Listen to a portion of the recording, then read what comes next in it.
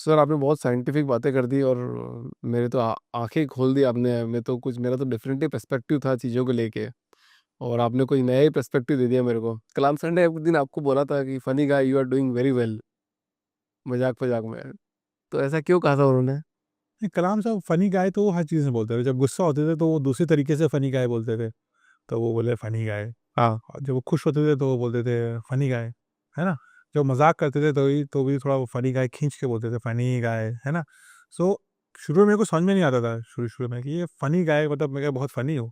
तो वो डाँटते तो भी फनी और मज़ाक करते हैं तो भी फनी। तो फिर मैं समझ गया कि ये जिस तरीके से बोलते हैं, उस तरीके से उनका भाव होता है। तो फनी गाय तो हमेशा बोलते थे। इनफैक्ट जब भी कुछ अच्छा होगा तो भी बोलते हैं funny guy, good job, funny guy, how are you? In fact उनका जो आखिरी 27 जुलाई 2015 को आईआईएम शिलांग में जब उनका आखिरी लेक्चर था, सो तभी उन्होंने बोला था funny guy. I was putting his mic, so mic लगाते थे ना, मैंने माइक लगाया तो बोलते हैं कि funny guy you doing well? तो मैं हाँ sir I am doing well. Then those were his last words, so funny guy remained his last word to me. तो I think the reason he said that was because हर चीज़ को ना हमें थोड़ा लाइफ़ को बहुत सीरियस नहीं बना देना चाहिए।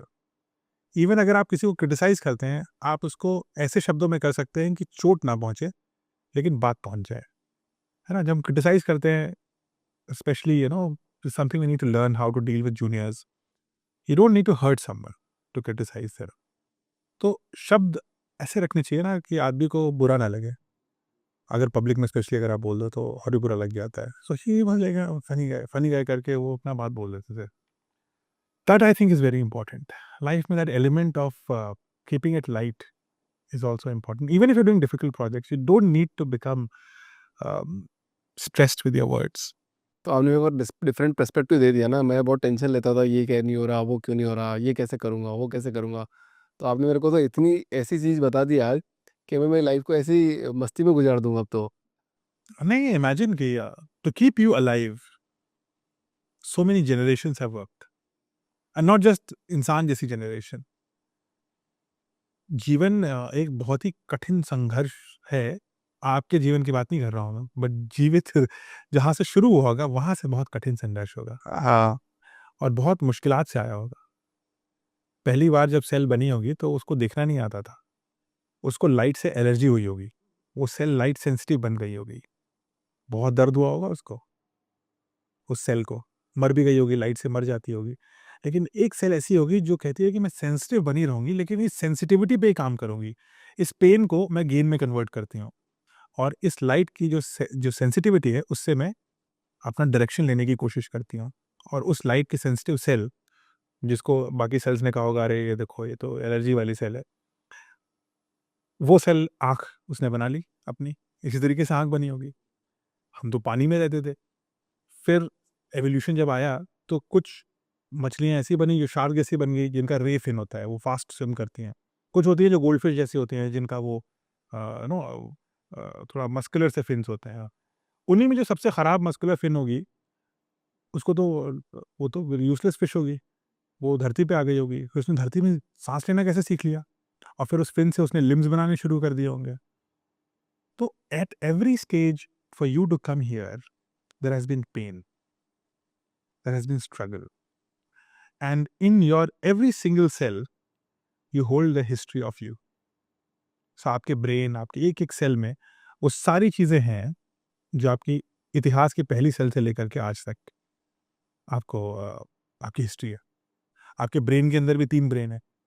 रेप्टिलियन ब्रेन है। वो तब का ब्रेन है जब आप एक रेप्टाइल थे। यानी कि आप रेप्टाइल थे, आपके दिमाग में भी 3 स्लाइस हैं। पहला स्लाइस इज़ रेप्टिलियन ब्रेन, जहाँ पे टेम्परेचर कंट्रोल नहीं होता उस ब्रेन के पार्ट से, लेकिन रिफ्लेक्स होते हैं। उसके ऊपर मैमेलियन ब्रेन है, मैमल का ब्रेन। मैमल के ब्रेन में मैमल टेम्परेचर कंट्रोल कर लेते हैं।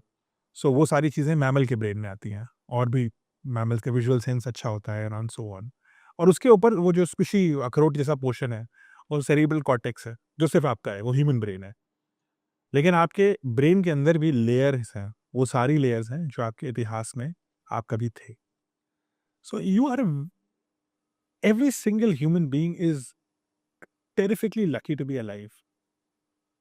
And with you you are never alone. आपके पास 27 ट्रिलियन सेल्स है, लेकिन that's not the magic. The magic is आपके पास एनीवेयर बिटवीन 30 से 100 ट्रिलियन माइक्रोबायोम्स है, आपकी बॉडी में जी रहे हैं वो। यानी कि आप एक कॉलोनी है, मान लीजिए एक मल्टी स्टोरी बिल्डिंग है और घर है। कितने घर हैं? 27 ट्रिलियन घर हैं। हाँ, उसमें रहने वाले कितने लोग हैं? 30 से 100 ट्रिलियन। यानी कि हर एक सेल में के हिसाब, हर एक घर में 1 से 2-3 आदमी रह रहे हैं। Between 1 to 3 people are living. So you are never alone, you have an entire civilisation inside you. 30 trillion लोग आपके साथ जीवित हैं। जो आप खाना खाते हैं उस पर निर्भर करते हैं, आपके इमोशन से वो निर्भर करते हैं। आप दुखी होते हैं तो वो दुखी हो जाते हैं। वो सब आपके अंदर रह रहा है ना? यहाँ पे भी हैं, ब्रेन में भी हैं, हाथ में भी हैं, और पेट में तो बहुत सारे। गट फीलिंग वहीं से आती है ना, गट फीलिंग है तो हाँ, गट फीलिंग इससे आ रही, गट में सबसे ज़्यादा होते हैं। So your entire microbiome, so you are a living planet, and those people think that you are mother earth, you know. तो उनके समाचारों में आता होगा आज, आज जो है इस साल जो है खेती अच्छी हुई है, खाना अच्छा आया है। और जब आप दुखी होते होगे तो आता होगा नहीं, सुनामी आ रही है।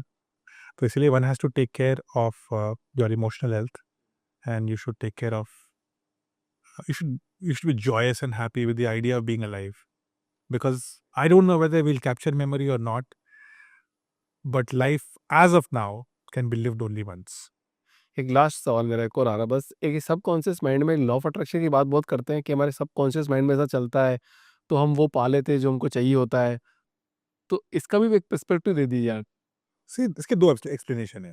Easier explanation is कि it's happy, see when you manifest something, जैसे कहते हैं डॉक्टर कलाम भी कहते हैं have a large aim in life. लक्ष्य ऊंचा क्यों होना चाहिए? इसलिए नहीं कि लक्ष्य ऊंचा करने से मतलब दुनिया बदल जाएगी। लक्ष्य ऊंचा रखने से आप बदल जाओगे, क्योंकि आप छोटी चीज़ों में समय नहीं बर्बाद करोगे। आप सुबह से, ऑन योर फियर लिसनर्स, आप सुबह जितने बजे भी उठते हो ना, हर एक दिन करो बस। एक दिन आपको समझ में आ जाएगा आप क्या करते हो। हर 1 घंटे अपने मोबाइल में अपने आप को ईमेल कर लो, अपने आप को व्हाट्सएप कर लो, और अगर कोई आपकी डायरी नहीं पढ़ता तो आप लिख भी सकते हो, जो भी आपको व्हाटएवर कन्वीनिएंट। हर घंटे का हिसाब लगा के 1 दिन देखो, कितना पॉजिटिव काम करते हो आप, कितना नेगेटिव काम करते हो, कितना अवॉइडेबल कॉन्फ्लिक्ट्स है, कितना अवॉइडेबल डिप्रेशन है। सब सब आप ही के कंट्रोल में था हमेशा। आपको ये रियलाइज़ होगा रात में 11 बजे जब आप सो गए कि दिन में सारे घंटे पे आपका संपूर्ण नियंत्रण था, और आपने एक गलत डायरेक्शन में आप उसको कितनी बार लेके गए। जब लक्ष्य ऊँचा होता है ना, जब तो अर्जुन को महाभारत जीतनी थी, हाँ, कृष्ण को जितानी थी, तो सब कुछ सही डायरेक्शन में जाने लगता है। लक्ष्य ही नहीं है, लक्ष्यहीन हो, तो फिर फ़र्क ही नहीं पड़ता ना। एलिस इन वंडरलैंड में बड़ा अच्छा था, एलिस वंडरलैंड आपने बचपन में पढ़ी होगी, बड़ा अच्छा इंटरेस्टिंग डायलॉग है। एलिस गोज़ इनटू वो मैजिकल चेशर कैट है एक, वो जादुई बिल्ली है ना, वो कभी इधर आती है, हाँ, कभी उधर हाँ। आती है। तो चेशर कैट से एलिस पूछती है कि hey cat, can you tell me which direction should I take? एक रास्ता है, इधर जा रहा है, इधर जा रहा है। तो वो बोलती है कि which direction should I take?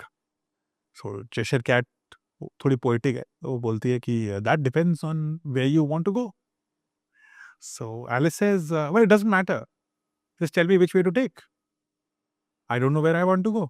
So then the cat says then it doesn't matter which way you take. हाँ, है ना? तो अगर लक्ष्य नहीं है तो रास्ता क्या लेना है ये नहीं पता है, और रास्ता क्या नहीं लेना है ये नहीं पता है, तो आप भटकते ही रहेंगे। जीवन निकल जाता है लोगों का, भटकते ही रह जाते हैं। उनको लगता है कि काम तो मैं बहुत करता हूँ, सच है, वो काम बहुत करते हैं, लेकिन हथौड़े से आप पेड़ नहीं काट सकते। पेड़ काटने के लिए आपको कुल्हाड़ी चाहिए, और वो भी ऐसी कुल्हाड़ी चाहिए जिसको आप शार्प करके रखें। तो वी हैव, और फिर इससे क्या होता है, इसी से डिप्रेशन आते हैं। एक जैसे लोग कहते हैं ना डिप्रेशन आ रहा है, मैं दुखी हो रहा हूँ, गोललेस है इसलिए। अगर गोल है और उस गोल में आप अपने दिन के सारे घंटे फिट कर दे रहे हैं, आपको कभी डिप्रेशन नहीं आएगा। नहीं आएगा, सही बात। नहीं आएगा। थकान नहीं होगी, कुछ भी नहीं आपको होगा। किसी काउंसलर की ज़रूरत नहीं है, आपको लक्ष्य की ज़रूरत है। स्वयं के काउंसलर है आप। तो जितने लोग आते हैं काउंसलर के पास जा रहे हैं, उसके पास जा रहे हैं, ठीक है, कुछ लोग होते होंगे 5-10% लोग वाक़ई उनको आवश्यकता है। लेकिन मुझे लगता है कि सबसे बड़े काउंसलर आप स्वयं हैं, क्योंकि आप स्वयं हित में ही काम करते हैं। 100% ट्रस्टेड फ्रेंड इज़ योरसेल्फ। आप कभी अपना बुरा नहीं चाहते। हर हर इंसान की फितरत है, हर होना भी चाहिए, हर जीवित व्यक्ति की फितरत है। एक बिल्ली भी नहीं चाहती कि वो अपना नुकसान करे। लेकिन लेकिन हम अपने आप से कन्वर्सेशन ही नहीं करते ना। हम दूसरों के रास्ता ढूँढते हैं। हम दूसरों पे ब्लेम डालने की कोशिश करते हैं कि उसकी गलती थी इसलिए मैं हार गया, इसलिए गलती थी, उसने ऐसा नहीं, मतलब मेरे पिताजी ने, जब मैं 5वीं में पढ़ता था तब मेरे को एक किताब ला के नहीं दी, इसलिए मैं 25 साल बाद मैं ये काम नहीं कर पा रहा हूँ। क्या फ़र्क पड़ता है? क्या परिस्थिति थी ये नहीं पता आपको, और उसका कुछ हो भी नहीं सकता है, और उसके 10 और अल्टरनेटिव थे जो आपने किए नहीं तब, और अभी सोचने से मतलब नहीं है। So this whole blaming others for our own mistakes and shortcomings and failures is often, ये नार्सिसिस्टिक बिहेवियर है। और मैंने तो कई बार देखा है कि सब नहीं करते हैं, बट कई बार जो लोग काउंसलिंग में जाते हैं उनको नार्सिसिस्टिक बिहेवियर ही फीड करना शुरू कर देते हैं। It's very depressing to me कि ये क्यों कर रहे हैं? मतलब वो ऐसे ही नार्सिसिस्टिक है, उसको ऐसे ही लग रहा है कि दुनिया की वजह से उसका ये हाल है, आप उसको और फीड कर दे रहे हो, यही बात है। Everyone is responsible for your own well-being and happiness, and 90% times you choose to be happy or sad. कुछ सिचुएशन ऐसी होती हैं जिसमें आप सैड करोगे, you know, like loss of a loved one is definitely, वो आपके कंट्रोल में नहीं है, आप दुखी होगे, लेकिन उस एनर्जी को आप, जो भी नेगेटिव एनर्जी आती है, आप उसको चैनलाइज कैसे करो, उसके लिए लक्ष्य की आवश्यकता है, और सिर्फ लक्ष्य नहीं, लक्ष्य लक्ष्य रखते हुए उस पथ पे चलने की आवश्यकता है। I think that's a big lesson for anyone, specially younger once. It's very important.